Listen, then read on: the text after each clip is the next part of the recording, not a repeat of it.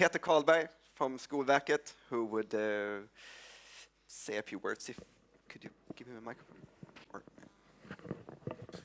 I will not take up much more of your time.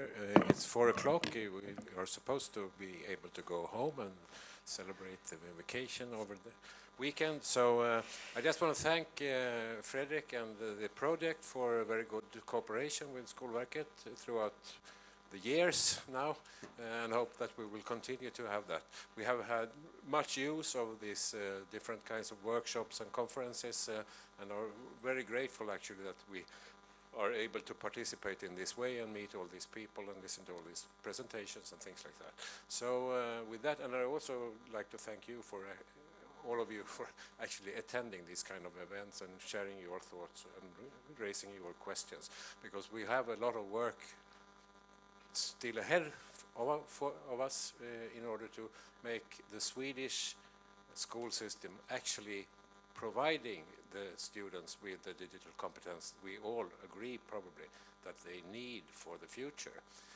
And in answer to the comment about whether it will depend on people are dying away, there have been a lot of initiatives in Sweden at least on actually getting older people on board on the digital senior net and things like that. It hasn't reached everybody, but it has reached a lot. So there are possibilities also for those who are not born into this world, even if we are not digital natives. But we certainly the young are very familiar with the technology in their daily life. So thank you very much. Thank you, Peter. So as a conclusion, I want to say, I think it's been a really interesting day. I mean, we've had really interesting talks, of course. Janet Wing talk about computational thinking, and we have now had Rina talking about digital competences, and at least I personally believe that they complement each other very well, and I think that the kids will need both. And I think it was also interesting the talk about, I mean, it's not only that the students need to learn to become more digital competent, but it's also a question of the digital competence in the teaching situation and the teaching practice, which is equally important.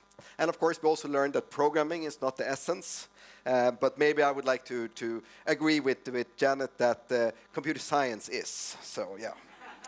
And I think in order to address all of these challenges, of course, we need to try, we need to fail, and then we need to learn. And then we need to continually and iteratively improve. And of course, that we can all help doing. And we also need to collaborate. And I think that has been kind of both the purpose of this Trippel Helix project, to really bring together different competences and different interests in a as neutral manner as possible. But now, of course, the Trippel Helix project is ending. And we hope, of course, that there will be a continuation so that someone will be able to take up and continue this work that we have started. We are, of course, very interested in helping out with that, but it will most likely not be in this particular form. Before we leave, I would also like to thank Gabriel Modeus, who has been doing all the practical work arranging this conference. I think he definitely deserves an applaud for, I think it's been a very great day. I mean, it's been excellently organized, so thank you. And of course, I will also take the opportunity to thank the rest of the program committee, so Linnea Stenliden and Jessica Westerlund, and also, of course, the support by Skolverket and Vinnova. So thank you very much. So with that, I wish you all a great weekend and hope to see you in the future. Try, fail, and learn.